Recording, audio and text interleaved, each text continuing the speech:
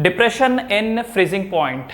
Freezing point वो temperature होता है जिसके नीचे लिक्विड सॉलिड में कन्वर्ट हो जाता है। ओके, तो जब भी हम लोग किसी सॉल्वेंट में सॉल्यूट डाल देते हैं तो जो उसका फ्रीजिंग पॉइंट था वो रिड्यूस हो जाता है। जैसे वाटर का जो फ्रीजिंग पॉइंट है वो 0 डिग्री सेल्सियस है। 0 डिग्री सेल्सियस के नीचे टेम्परेचर रहेगा तो वाटर सॉलिड फॉर्म में आ जाएगा, दैट मींस वो बर्फ बन जाएगा। लेकिन अगर हम लोग वाटर में नमक ऐड कर दें या कुछ भी सॉल्यूट ऐड कर दें तो जो वाटर का फ्रीजिंग पॉइंट है वो 0 डिग्री से कम हो जाएगा। कितना कम हो सकता है? -1 हो जाए, हो सकता है -2, -3, -4 depending upon the solute. However जो आपको क्वेश्चंस यहाँ पर दिए जाते हैं ना उसमें आप नोटिस करेंगे कि माइनर सा चेंज होगा, राइट? माइनर सा ही चेंज दिखा दे उसमें, क्योंकि वो कम अमाउंट डाल रहे हैं, that means somewhat around moles में डालते हैं ना वो लोग, ठीक है।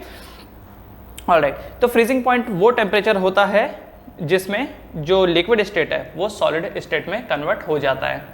अगर टेक्निकल डेफिनेशन देखें इसकी फ्रीजिंग पॉइंट की, तो टेक्निकल डेफिनेशन क्या है इसकी कि ये वो टेम्परेचर है जब लिक्विड फेज का vapour pressure and solid phase का वेपर प्रेशर सेम हो जाता है। तो चलिए एक बार इसका डेफिनेशन लिखते हैं। द टेम्परेचर एट विच, सबसे पहले किसका है ये? फ्रीजिंग पॉइंट का। The temperature at which liquid phase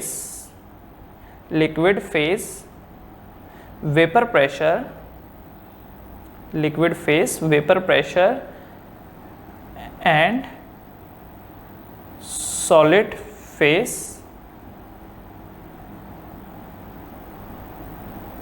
vapor pressure are equal.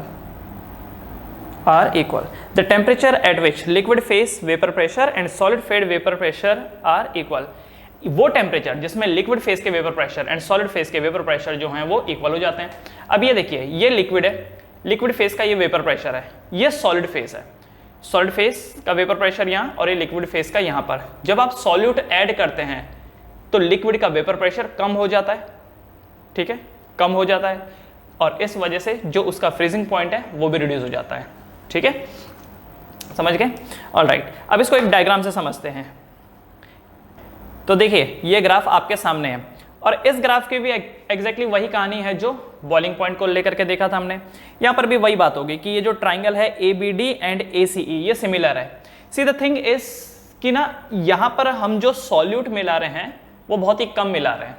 कम मिलाने से ये जो डायग्राम है ये एक ट्राइंगल के जैसा बन जाता है। देखो, अगर आप जितना ज़्यादा सॉल्यूट मिलाते जाएंगे तो यहाँ पर आप ट्राइंगल क्रिएट नहीं कर पाएंगे। इसलिए जो मैं आपको बोल रहा हूँ ना कि यहाँ पे जो आपको क्वेश्चंस मिलेंगे ना उसमें माइनर सा सॉल्यूट दिया रहेगा, ठीक है। माइनर सा सॉल्यूट इसलिए दिया रहेगा क्योंकि ये जो ट्राइंगल है ये परफेक्ट बन जाए और आपको कंपैरिजन करने में आसानी हो। हाउएवर आप जितना ज़्यादा सॉल्यूट मिलाते हैं उतना ही फ्रीजिंग पॉइंट में डिप्रेशन आता है। चलो देखते हैं फिर यहाँ पर triangle ABD is similar to triangle ACE, triangle ACE। तो आप नोटिस कर रहे होंगे यहाँ पर triangle ABD similar to triangle ACE। Alright, अच्छा, अब जब दो ट्राइंगल सिमिलर होते हैं तो अगेन जो उनकी साइड होती है वो प्रोपोर्शनल होती है। That means BD by CE will be equal to AD by AE, है ना। देखो जरा, BD by CE will be AD by AE। Alright, अब ये जो BD है, BD का लेंथ कितना हो गया ये? तो BD हो जाएगा TF not minus TF dash divided by, ये कितना हो जाएगा? ये हो जाएगा TF not minus TF2 equal to AD कितना है? तो AD हो जाएगा P not minus P1 divided by, ये कितना हो जाएगा? AE, तो P not minus P2, P not minus P2। Again यहाँ पर समझिए प्लस माइनस का चक्कर नहीं रखना है क्योंकि आप अपने मुंह से बोल रहे हो कि फ्रीजिंग पॉइंट में डिप्रेशन आया है। तो ज़रा इसको कंपेयर करिए। तो क्या आपको कंपेयर करने के बाद, कंपेयर मतलब क्या, पहले तो आप ये यहाँ पर लिख दो कि TF1 divided by delta TF2 equal to delta P1 divided by delta P2। तो नोटिस करो ज़रा यहाँ पर क्या change in freezing point is directly proportional to the change in vapour pressure है। एग्जैक्ट वैसा ही है जैसा बॉइलिंग में किया था। Change in freezing point is directly proportional to the change in pressure, है ना। एंड दूसरी चीज जो हम जानते हैं वो ये है कि ये जो चेंज इन प्रेशर होता है directly proportional to the mole fraction होता है, एंड मोल फ्रैक्शन किसके प्रोपोर्शनल होता है? मोलैलिटी के। ये भी देख चुके हैं। तो क्या मैं यहां से एक एक्सप्रेशन ये बना सकता हूं कि ये जो डेल्टा टी एफ है ना, कि ये जो डेल्टा टी एफ है that means depression in freezing point is directly proportional to the molality. क्या मैं यहां से कंक्लूजन निकाल सकता हूं? विच इंप्लाइज कि प्रोपोर्शनल का साइन हटेगा एंड यहां पर क्या आ जाएगा? K F into M. Boiling point में क्या आया था? के बी। यहां क्या आया है? के एफ। पूरी कहानी सेम है। बॉइलिंग पॉइंट में के बी आया था, यहाँ पर के एफ आया था, बाकी पूरा फॉर्मूला यहाँ पर एक ही जैसा है। ओके, तो वो जो पूरा है वो लिखने की अभी मैं जरूरत नहीं समझता हूँ कि ये जो आप मोल फ्रैक्शन ऑफ बी को लिखोगे number of moles of B divided by number of moles of A plus number of moles of B, ये आप लोग समझ चुके होंगे। ओके, अच्छा यहाँ पर किस किस के क्या मीनिंग है जरा उसको एक बार लिख देते हैं। सबसे पहले कि ये जो है ना T F not is freezing point of pure liquid, ठीक है। TF1 क्या है यहाँ पर? Freezing point of solvent plus solute, and TF2 क्या है? Freezing point of solvent plus more solute. ये अगर मैं नहीं भी लिखता तो भी ग्राफ देख के समझ में तो आ ही रहा था, है ना। दूसरी चीज KF यहाँ पर क्या है? What is the KF? Boiling point जब हम उसका कर लेते हैं एलिवेशन इन बॉइलिंग पॉइंट, तो याद होगा KB वहाँ पर यूज होता था। KB क्या था? Molal elevation of the molal elevation constant. तो ये क्या होगा? This will be the molal depression constant. Molal depression constant, इसकी जो यूनिट रहेगी वो वही रहेगी जो बॉइलिंग पॉइंट में थी, ठीक है। अगर कोई डिफाइन करने को बोले कि भैया डिफाइन कीजिए, तो ज़रा ये जो मोलाल वाला पार्ट है इसको आप डिफाइन तो कीजिए। तो कैसे डिफाइन करेंगे हम लोग इसको डिफाइन कैसे करेंगे? KF को डिफाइन कैसे करेंगे? What will be the definition of KF? तो लिख सकते हैं यहाँ पर molal depression constant, molal depression constant is defined as depression in freezing point when 1 mole of solute is dissolved in 1 kg solvent, ठीक है। जब आप 1 मोल सॉल्यूट डालते हैं 1 kg सॉल्वेंट में, तो ऐसे में कितना फ्रीजिंग पॉइंट में डिप्रेशन आ रहा है? That is known as molal depression constant. देखो आप KF को एक तरफ रख दो, डेल्टा TF को एक तरफ, डिवाइडेड बाय M हो जाएगा। तो डेल्टा TF 1 यूनिट, KF जो डेल्टा TF 1 यूनिट, M जो मोलैलिटी है वो 1 यूनिट, तो 1/1 कितना हो जाएगा? 1 आ जाएगा। तो आप इसको ऐसा डिफाइन कर सकते हैं कि डेल्टा TF इज 1, मतलब टेम्परेचर में कितना का डिप्रेशन आ रहा है? 1 का आ रहा है। जब मोलैलिटी 1 मोल है, तो मोलैलिटी 1 मोल कब आती है? जब आप 1 मोल सॉल्यूट डालते हैं, जब आप 1 मोल सॉल्यूट डालते हैं 1 किलो में। ओके, बस। तो अगेन जो जैसा लॉजिक इसमें लग रहा है ना, वैसा ही उसमें भी था, बॉइलिंग वाले में भी था। अगर आपने बॉइलिंग का प्रिपेयर कर लिया तो इसका भी ऑटोमेटिकली हो जाएगा, ठीक है। तो चलिए क्वेश्चन देख लेते हैं। Let's see the question.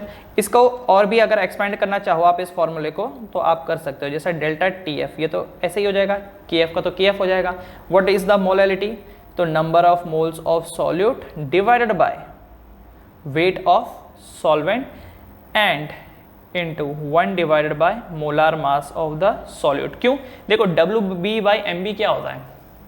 यही तो नंबर ऑफ मोल्स होता है, और divided by weight of solvent क्या हो गया? टोटल मिला जुला के मोलैलिटी हो गया। Okay, so this can be your formula. चलिए अब क्वेश्चन करते हैं इसके ऊपर। इसको उतार लीजिए, पॉज करके इसको उतार लीजिए। तो ये क्वेश्चन है आपके सामने, सॉल्यूशन ऑफ सुक्रोज जिसका मॉलिक्यूलर मास है 342 is prepared by dissolving 34.2 gram of it in 1000 gram of water. आपने पानी लिया है 1000 ग्राम, उसमें आपने डिसॉल्व किया sucrose 34.2 gram. What is the freezing point of the solution, ये जो सॉल्यूशन है इसका फ्रीजिंग पॉइंट कितना होगा। सबसे पहले अगर हम लोग बात करें वाटर की, तो वाटर का जो फ्रीजिंग पॉइंट होता है, वाटर का जो फ्रीजिंग पॉइंट है कितना है, दैट इज 273 केल्विन। वाटर का freezing point is 273 kelvin. Alright, कितना होगा अब वो हमको कैलकुलेट करना है। तो जो फॉर्मूला है हमारे पास डेल्टा टी एफ का क्या है, डेल्टा टी एफ इज के एफ इंटू मोलैलिटी। अच्छा, के एफ अपने को दिया हुआ है डायरेक्टली, ये देखिए के एफ ऑफ वाटर ये हमको डायरेक्टली दिया हुआ है, राइट। तो के एफ डाल देंगे। मोलैलिटी का क्या करेंगे, what we will do about molality.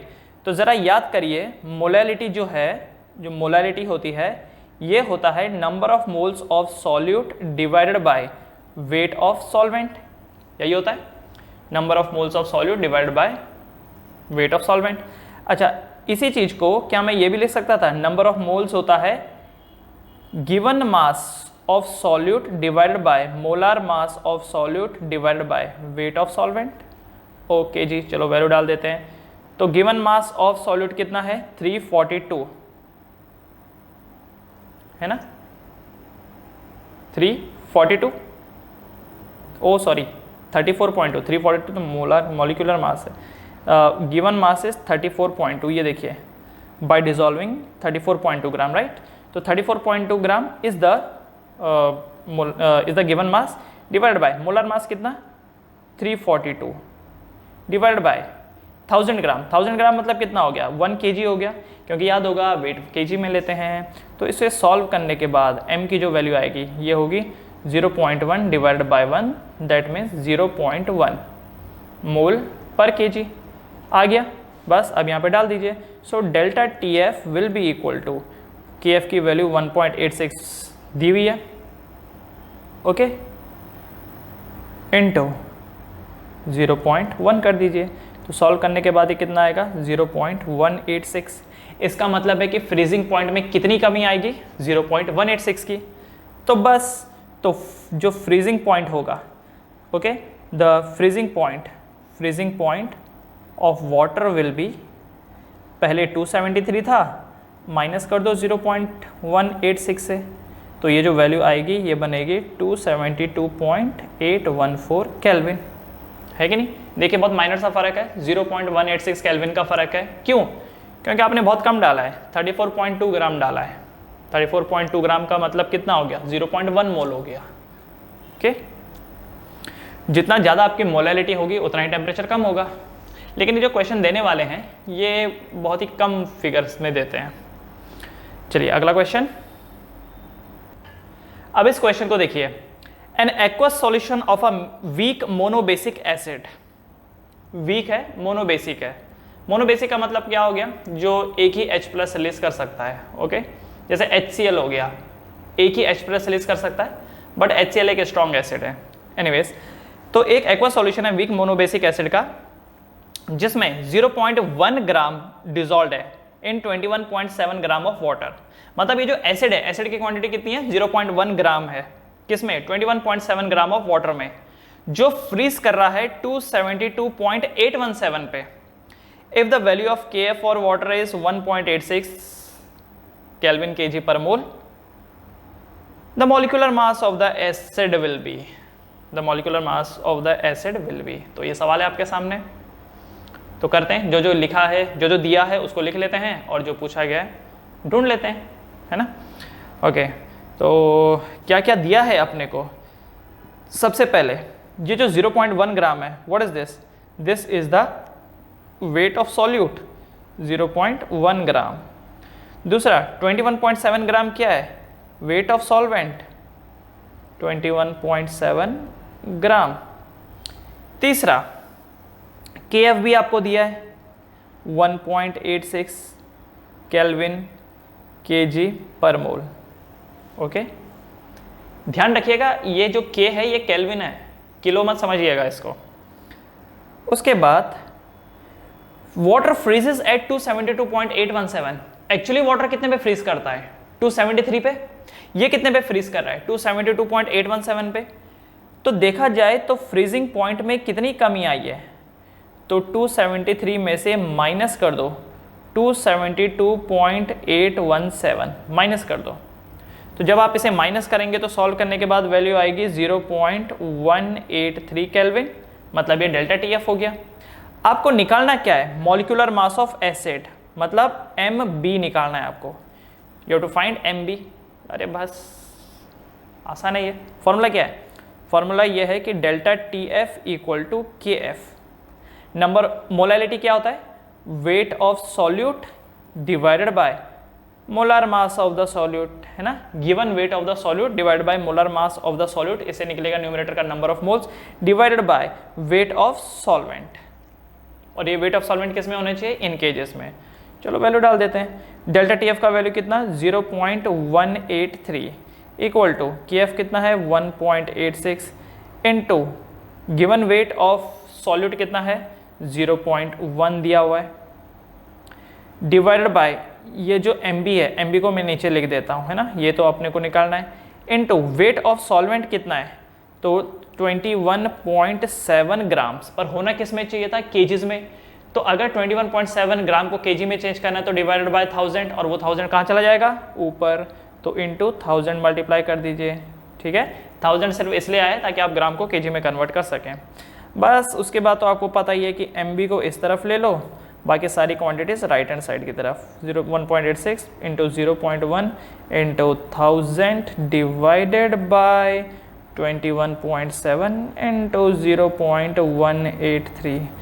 तो जब आप इसे सॉल्व करेंगे तो मॉलिक्यूलर मास आएगा 46.8 ग्राम पर मोल, ठीक है। ओके, ये मैंने सॉल्व कर रखा है, आप लोग चाहिए तो use your calculation, your calculator. Okay, चलिए फिर अगले क्वेश्चन की तरफ चलते हैं, इसे कर लीजिए कॉपी। ये अगला सवाल देखिए, what is the molality of solution of a certain solute in a solvent if there is a freezing point depression of 0.184 and if freezing point constant is 18.4। जो दिया है उसको लिख लेते हैं। फ्रीजिंग पॉइंट में डिप्रेशन कितना आया, मतलब जो डेल्टा TF है ये कितना है? 0.184। ध्यान रखिएगा डिप्रेशन है, हम बोल रहे हैं डिप्रेशन है, इसलिए माइनस लगाने की जरूरत नहीं है, डायरेक्टली लिखिए 0.184। एलिवेशन इन बॉइलिंग पॉइंट है, डायरेक्टली लिखिए, प्लस माइनस लगाने की जरूरत नहीं है। प्लस तो ऑलरेडी होता ही है, माइनस लगाने की जरूरत नहीं है अगर डिप्रेशन बोल रखा है तो। फ्रीजिंग पॉइंट कांस्टेंट कितना दे रखा है यहाँ पर? KF 18.4। क्या पूछ रखा आपसे? मोलैलिटी। भाई इससे इजी और क्या हो सकता है? तो फॉर्मूला क्या था? Delta TF equal to KF into M। इसका मतलब M का वैल्यू कितना हो जाएगा? Delta TF divided by KF। तो डालिएगा ज़रा वैल्यू, तो इसका मतलब M कितना हो जाएगा? डेल्टा TF कितना है? 0.184 डिवाइडेड बाय 18.4। तो सॉल्व करने के बाद जो M का वैल्यू निकल के आएगा, भाई कितना निकल के आएगा, अब आप उसको कैलकुलेट कर लीजिए। तो दिस विल बी 0.01 क्या? मोल पर केजी, मोल पर केजी। Okay, correct. एक और क्वेश्चन ले लेते हैं। The freezing point constant for water is 1.86 degree Celsius kg per mole. If 342 gram of sugar cane is dissolved in 1000 gram of water, the solution will freeze at. भाई ये भी देखिए, ये भी बड़ा ही सीधा साधा सा क्वेश्चन है ना। ये जो KF आपको दिया है, this is 1.86 degree Celsius kg per मोल। उसके बाद आपको यहाँ पर शुगर केन का जो वजन है वो कितना दे रखा है? 342 ग्राम। इसका मतलब given weight is 342 gram. Given weight of water कितना? 1000 ग्राम, मतलब 1 kg। The solution will freeze at, कितने पे फ्रीज करेगा वो? तो फ्रीज कितने पे करेगा? पहले तो आपको डेल्टा TF निकालना पड़ेगा। तो डेल्टा TF क्या होता है? KF into molality. मोलैलिटी यहाँ पर क्या हो गया? मोलैलिटी होता है given weight of solute divided by molecular weight of solute divided by weight of solvent. चलो डाल देंगे यहाँ पर वैल्यू, तो इसका मतलब delta T F will be equal to K F S 1.86 into given weight कितना है 342, मॉलिक्यूलर वेट कितना होता है शुगर केन का, इट इज़ 342, पता है ना शुगर केन का C12H22O11, सॉल्व करके देख लीजिए 342 divided by weight of the solvent 1 kg। तो सॉल्व कर लीजिए, तो ये जो डेल्टा टी एफ आएगा ये आएगा 1.86, डेल्टा टी एफ जो आएगा वो आएगा 1.86। नाउ आपसे पूछा है the solution will freeze at, तो सॉल्यूशन का जो अभी का फ्रीजिंग पॉइंट है अभी का क्या होगा 273 में से माइनस कर दीजिए 1.86 को, ठीक है, माइनस कर दीजिए 1.86। ओ वैसे यहाँ पर ये भी करने की ज़रूरत नहीं, क्यों ज़रा समझिए, क्योंकि वैसे टेम्परेचर डिग्री सेल्सियस में दिया था ना, तो डिग्री सेल्सियस के हिसाब से वाटर का जो फ्रीजिंग पॉइंट होता है वो 0 होता है, तो 0 में से इतना माइनस कर दीजिए, 0 माइनस 1.86, दैट मीन्स कितना हो गया ये माइनस 1.86 डिग्री सेल्सियस, ठीक है। तो जो फ्रीजिंग पॉइंट है अब इस सॉल्यूशन का वो चला जाएगा माइनस 1.86 डिग्री सेल्सियस, क्योंकि यहाँ पर कहानी डिग्री सेल्सियस में बोली गई थी। अब आपके मन में एक सवाल आएगा कि सर हम तो टेम्परेचर केल्विन के हिसाब से बात करते हैं ना, यहाँ पर देखो ना डिग्री सेल्सियस की बात की हुई है। तो बच्चे लोग एक चीज़ ध्यान रखो, अगर टेम्परेचर के डिफरेंस की बात हो रही है तब आप डिग्री सेल्सियस यूज़ करो या फिर केल्विन यूज़ करो, कोई फ़र्क नहीं पड़ता। Whenever we are talking about the difference of temperature तब आप डिग्री सेल्सियस लीजिए या डिग्री केल्विन लीजिए, कोई फ़र्क नहीं पड़ता है, ठीक है ना। लेकिन अगर आप पर्टिकुलरली एनर्जी के साथ डील कर रहे हैं, जैसे PV equal to NRT, PV क्या होती है एनर्जी होती है, यहाँ पर एनर्जी का टेम्परेचर के साथ रिलेशन है। जब कभी भी ऐसा किस्सा आएगा तो समझ जाइए कि the temperature must be in kelvin. Whenever you are dealing with the energy concept temperature हमेशा केल्विन में ही लेना है, क्योंकि अगर टेम्परेचर को उस वक्त आपने डिग्री सेल्सियस में ले लिया तो टेम्परेचर तो नेगेटिव भी होता है, जिसकी वजह से एनर्जी नेगेटिव हो जाएगी। अब आप एक बात बताइए, क्या एनर्जी कभी नेगेटिव होती है? Energy last to last zero होती है। जैसे मेरे अंदर last to last zero energy है, मैं कुछ भी नहीं कर पा रहा हूँ, लेटा हुआ हूँ बस, मेरे अंदर जीरो एनर्जी है। मेरी बाइक है, उसमें जो पेट्रोल है लास्ट टू लास्ट उस पेट्रोल का क्या हो सकता है? जीरो हो सकता है, क्योंकि पेट्रोल इज एनर्जी। जब पेट्रोल बर्न होता है तब तो बाइक आगे चलती है ना, तो लास्ट टू लास्ट वो जो एनर्जी है वो कितने पे जा सकती है? जीरो। क्या कभी ऐसा हो सकता है कि पेट्रोल मेरा नेगेटिव में है? नहीं हो सकता, राइट। तो इसलिए ध्यान रखिएगा, whenever you are dealing with the energy temperature must be in kelvin, otherwise आप बाकी जगह पर डिग्री सेल्सियस का इस्तेमाल कर सकते हैं। जब कभी भी टेम्परेचर का डिफरेंस होता है, जैसे यहाँ पर देखिए डेल्टा टी एफ है, आप हर जगह डेल्टा टी एफ यूज़ करें ना, तो क्या है ये टेम्परेचर का डिफरेंस। तो सेल्सियस में एंड डिग्री सेल्सियस में टेम्परेचर का डिफरेंस सेम होता है, क्योंकि पानी का जो फ्रीजिंग पॉइंट होता है वो 0 होता है एंड जो उसका बॉइलिंग पॉइंट होता है वो 100 होता है। तो 0 से लेके 100 के बीच में डिफरेंस कितना है डिग्री सेल्सियस में? 100 है ना। पानी का जो फ्रीजिंग पॉइंट है वो 0 डिग्री सेल्सियस है and boiling point 100 degree Celsius है। तो दोनों के बीच में जो गैप है वो 100 पॉइंट्स का है। अब केल्विन में लो, केल्विन में पानी का कितना है फ्रीजिंग पॉइंट? 273, बॉइलिंग पॉइंट कितना है? 373। डिफरेंस देखो कितना है, क्या अगेन 100 है। इसलिए जब कभी भी डिफरेंस ऑफ टेम्परेचर होगा तो डिग्री सेल्सियस में लो या केल्विन में लो, कोई फर्क नहीं पड़ेगा।